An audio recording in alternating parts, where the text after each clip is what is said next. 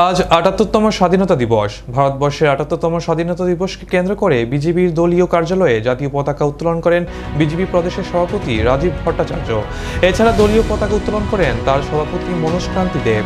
সেখানে উপস্থিত ছিলেন বিজেপি প্রদেশ সভাপতি রাজীব ভট্টাচার্য। সংবাদ মাধ্যমের মধ্য দিয়ে ত্রিপুরা রাজ্যের প্রত্যেক রাজ্যবাসীকে শুভেচ্ছা জ্ঞাপন করেন এবং তার সাথে এই স্বাধীনতা সংগ্রামে যারা শহীদ হয়েছেন এবং স্বাধীনতা সংগ্রামের জন্য লড়াই করছেন তাদেরকেও শ্রদ্ধা জ্ঞাপন করেন।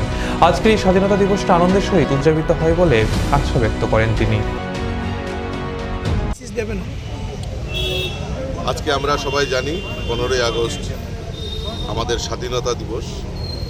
এই স্বাধীনতা দিবসে আমি সকলকে আপনাদের মাধ্যমে আমাদের ভারতীয় জনতা পার্টির দেবদুর্লভ কার্যকর্তা এবং ত্রিপুরা রাজ্যের সমস্ত সুধী নাগরিকদেরকে আমি এই স্বাধীনতা দিবসে আমি অনেক অনেক শুভেচ্ছা এবং অভিনন্দন জানাচ্ছি।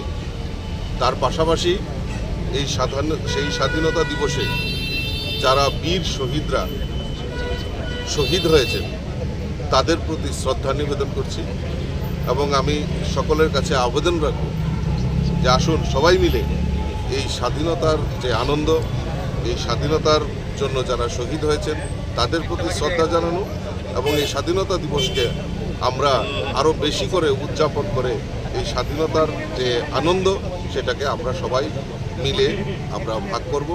এটাই আমার বার্তা সকলের কাছে।